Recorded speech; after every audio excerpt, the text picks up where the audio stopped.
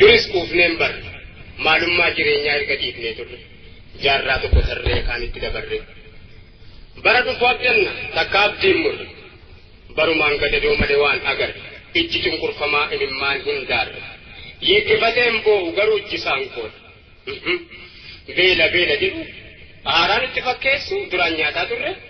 fuunfanni har'a geenye kan hin duuneef turre jireenyan agarre duunees hin dabarre maal kan dur himnaree dubbiin akkana naa takkaan hin dararre nu waan dhibe addunyaan nuun barre beelaan nu guugee bara meeqa ga'ee yoo biyyi hundi iyyuu eenyu nu dhaga'e erga namaaf loowwan dhumee biyyee ta'e kunu abbaan irree reeffadhaatti ol ga'e inni kadhatamee dhufee biyya ga'e kaan ijaan hin argu gurrumaan dhaga'e takkaa yoom dabareen hirmaannaa nu ga'e akka jedhanutti nurra dabarfatee biyya biraa ga'e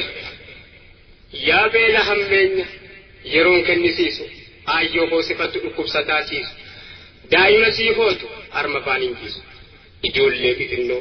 kan hin jiruun beeyne naman gaddisiisu ajaa'iba lama dubbii nama dhibu yoo hubatee ilaaleef namni qalbii qabu kunoo biyya keenya kan mootummaa qabu kan ummanni isaa waa nyaatanii bulu dhabu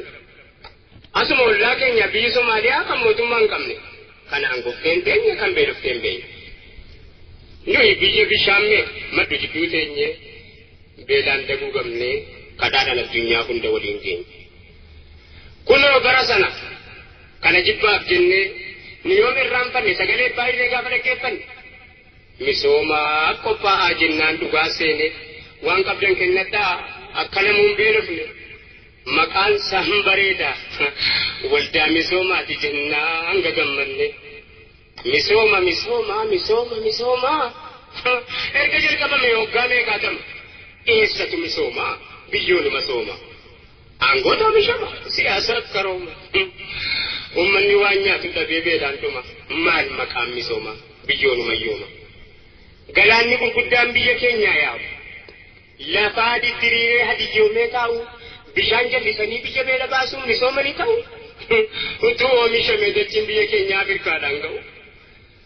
kunoo gaafas dhugaa seene yoom kanatti beeyne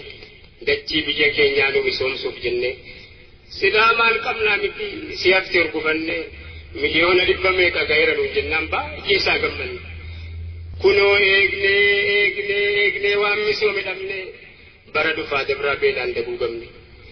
horiin misoomaa sun mee eessuma dhaqe jennee yoo gaafannu dubbii karaa maqe gandabbaa biddeena bashannamsuu dhaqee dhiifamaa naa godhaa diqqoon karaa maqe